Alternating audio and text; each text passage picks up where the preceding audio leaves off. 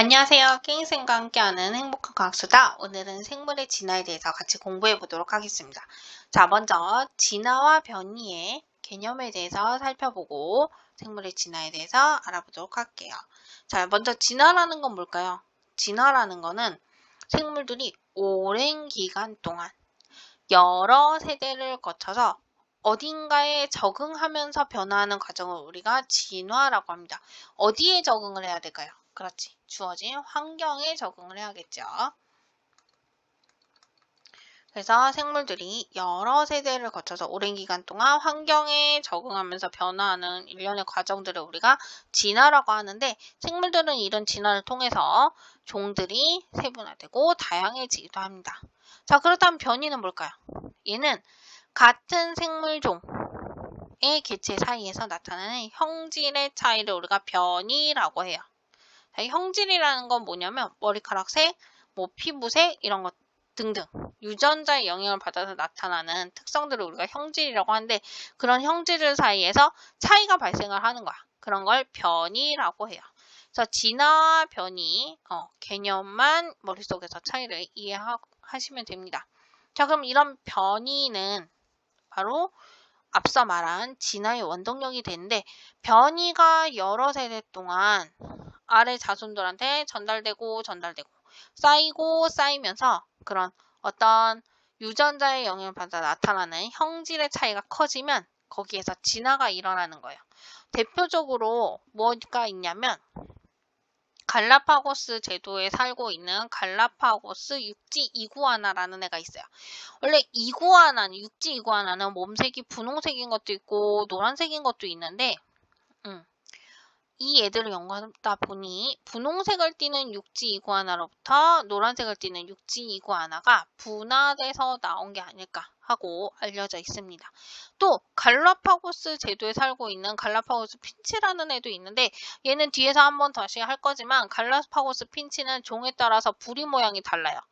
뒤에서 그림 보면서 다시 한번 설명을 해드릴 건데, 자, 그 이유는 뭐냐면 각각의 섬에 주어진 환경이 다 다르기 때문에 그 환경들에서 오랜 시간 동안 살아가면서 얘네들이 서로 다른 종으로 진화를 한 것이다 라고 밝혀졌습니다.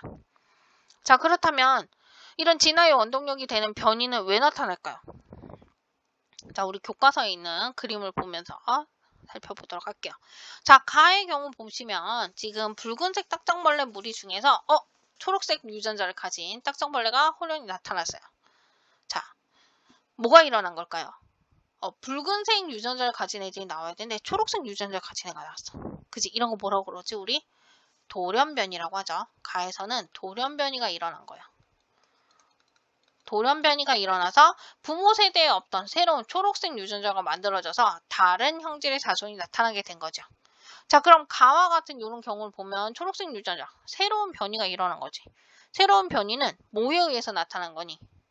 얘한테 돌연변이가 일어나서 없던 유전자가 생긴 거잖아. 그지? 뭐지? 유전자의 변화에 의해서 나타나는 거예요. 새로운 변이라는 건 새로운 유전자의 변화에 의해서 나타나기 때문에 생식과 유전 현상을 통해서 아래 자손들에게 전달이 될 수 있어요. 그러면 유전자 변화와 새로운 유전자 조합에 따라서 또 다른 생물의 형질을 변화시키게 되는 원인이 되기도 하겠죠. 자, 나 그림 보시면 하얀 개와 검은 개가 서로 부모야. 그리고 요 사이에서 태어난 강아지는 얼룩무늬네요. 자, 이건 어떤 조합일까요? 요렇게 체대표 속에 있는 크기랑 모양이 같은 요런 염색체를 우리가 뭐라고 하지? 상동 염색체라고 하죠. 이런 상동 염색체들 중에서 상동 염색체가 하나하나 떨어져 나와서 새롭게 조합을 이루는 거지. 새롭게 조합을 이루면서 부모와는 다른 형질을 가진 자손이 나타날 수 있다 하는 거예요. 그래서 우선 상동 염색체의 새로운 조합으로 인해서 부모와 다른 형질을 가진, 다른 특징을 가진 자손이 나타날 수 있다 하는 거 또 같이 알아두시기 바랍니다. 자, 이런 변이, 자연 선택에서의 진화 어떤 관계가 있는지 자연 선택설 보도록 할게요. 다양한 변이가 있는 개체들 중에서 어떤 자연 환경에 가장 잘 적응한 개체가 생존하기가 유리하다 하는 걸 우리가 자연 선택이라고 합니다. 자연 선택. 자, 이런 자연 선택은 몇 단계에 걸치는 선택 과정이 있어요. 자, 이 기린 그림 보면서 자연 선택 과정을 하나하나 살펴보도록 하겠습니다. 자, 지금 첫 번째 그림 보시면 여러 기린들이 있죠. 다양한 기린. 목이 긴 기린도 있고, 목이 짧은 기린도 있고, 다리가 짧은 기린도 있고. 생물들은 주어진 환경에서 살아남을 수 있는 것보다 훨씬 더 자손을 많이 낳는 경향이 있어요. 그래야 많이 살아남을 수 있으니까. 그래서 이런 거를 뭐라고 하냐면 과잉 생산이라고 해요. 자신들이 살아남을 수 있는 것보다 더 많은 개체수를 낳는다는 얘기야. 그러면 같은 종의 개체수들에서 다양한 앞서 봤던 변이들이 존재하겠죠. 그런 변이들로 인해서 형질 차이가 나타날 거야. 목이 긴 애도 있고 다리가 긴 애도 있고 다리가 짧은 애도 있고 목이 짧은 애도 있고 이런 다양한 형질이 나타날 거야. 그래서 이런 걸 다양한 변이. 자, 그럼 다양한 변이가 일어난 다양한 형질을 가진 개체들 사이에서 먹이나 어떤 서식 공간 등을 확보하기 위한 생존 경쟁이 일어나겠죠. 그래서 이런 걸 생존 경쟁이 일어날 거고, 그 생존 경쟁 중에 환경에 적응하기 적합한 변이를 가진 개체가 더 많이 살아남겠죠? 자, 이 기린 그림 보시면 나무가 높은 나무만 있어. 높이에 잎이 있는 나무만 있어요. 그러면 자연히 다리가 짧은 애, 목이 짧은 애들은 점점점 사라지게 되고 목이 긴 애들만 살아남게 되겠죠. 이 두 번째 그림처럼 얘만 살아남은 거야. 그래서 살아남은 애들은 그 자신이 가지고 있는 형질을 자손에게 계속 대대손손 물려주게 되죠. 그래서 이런 걸 적자생존이라고 합니다. 자, 이런 과정을 거쳐서 여러 세대를 반복하면 목이 긴 새로운 종이 출현을 하게 되는 거예요. 그래서 종의 분화가 온다. 그래서 이 5단계를 거쳐서 자연 선택 과정이 이루어집니다. 자, 교과서에 나오는 자연 선택 사례들을 보도록 할게요. 자, 먼저 환경에 따른 나방의 개체수 변화를 보도록 합시다.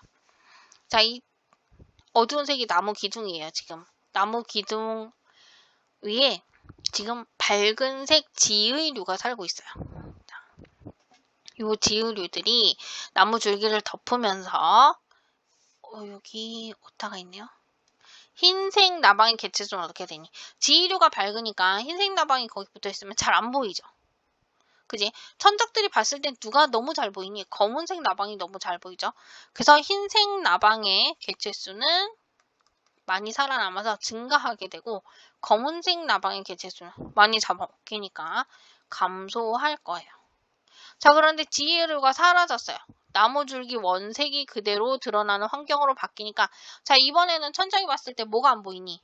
검은색 나방이 잘 안 보이고 뭐가 잘 보여요? 그지? 얘가 잘 보이지. 그래서 흰색 나방, 왜 다 희자로 써있지? 흰색 나방이 생존에 불리하게 돼. 누가 유리하니? 검은색 나방이 이번엔 유리하게 되죠.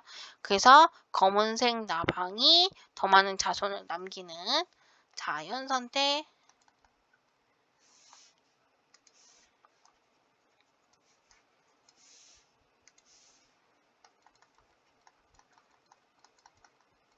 과정이 일어나게 된다 하는 거예요. 그래서 환경에 따라서 개체수가 이렇게 바뀔 수도 있고 저렇게 바뀔 수도 있다는 거 알아주시면 되고, 자, 그 다음은 갈라파고스의 핀치에 대한 얘기인데, 자, 갈라파고스 제도에 핀치가 날아갔어요.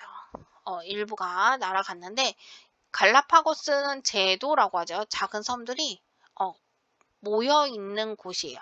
그래서 이 핀치들이 각각 떨어진 갈라파고스 제도의 섬들에서 태어나게 됐어. 근데 그 섬마다는 먹이가 다 달라요. 그렇기 때문에 그 먹이와 그들이 가지고 있는 서식지를 차지하기 위해서 경쟁이 일어나겠지. 자, 그러다 보니 선인장이 많이 자라는 요 왼쪽 섬에서는 길고 뾰족한 부리를 가진 핀치만 살아남아서 자손을 계속 남겼고, 크고 단단한 씨앗을 만드는 식물이 자라는 섬에 살고 있는 핀치는 그 씨를 쪼개기 위해서 두껍고 큰 부리를 가진 핀치만 살아남아서 자손을 남긴 거예요. 그러다 보니 여러 세대를 거치니까 선인장이 잘 자라는 섬에서는 길고 뾰족한 부리를 가진 핀치만 번성을 하게 됐고, 크고 단단한 씨앗을 만드는 식물이 자라는 섬에서는 크고 두꺼운 부리를 가진 핀치만 번성을 하게 됐다 하는 얘기예요. 이해되시나요? 이렇게 환경에 적응한 진화는 얘네뿐만이 아니라 사막에 사는 낙타도 그 한 예인데, 사막의 환경에 적응을 해서 진화한 낙타는 30일 정도 물을 마시지 않아도 살 수가 있게 됐고요. 남극의 펭귄은 추운 데 살아야 되지. 그래서 펭귄은 두꺼운 지방층을 가지고 있도록 진화가 되어서 추위를 잘 견딜 수 있게 되었다 하는 얘기예요. 자, 그리고 마지막으로 자연 선택에 의해서 출현한 내성 세균의 출현에 대해서도 보도록 할게요. 자, 항생제 저항성 유전자를 가진 세균이 없었어요. 원래는 항생제에 내성이 없는 세균이 많았고, 그 중에 돌연변이로 항생제 저항성을 가지는 이 저항성 유전자가 생기게 됐어요. 근데 지속적으로 항생제를 사용하는 환경에서 항생제 내성이 없는 세균들은 대부분 여기서 다 죽어 없어지고, 뭐만 살아남을 수 있니 이제? 그지? 항생제에 저항성이 있는 세균만 남아서 자연 선택되어 항생제 내성 세균의 비율이 점차 증가하게 됐다 하는 얘기예요. 그래서 앞서 봤던 자연 선택에 대한 거를 이 경우 서로 다른 경우에서도 이렇게 적용해 볼 수 있다 하는 내용을 조금 반복적으로 공부해 보았습니다. 자, 오늘 공부한 내용은 크게 어렵지 않아요. 진화와 변이의 개념을 먼저 구별하셔야 되고요. 구별하셨다면 변이에 의해서 만들어진 자연선택설, 다인의 자연선택설, 이 자연선택 과정과 자연선택이 뭔지, 자연선택 과정이 무엇인지, 그리고 우리 교과서에 실린 자연선택의 사례들, 갈라파고스 제도의 핀치, 요 남왕의 개체수 변화, 그리고 항생제 내성 세균의 출현까지, 요 세 가지 경우의 사례들만 꼼꼼히 잘 보시면 어떤 문제가 주어져도 잘 푸실 수 있을 거라고 생각이 됩니다.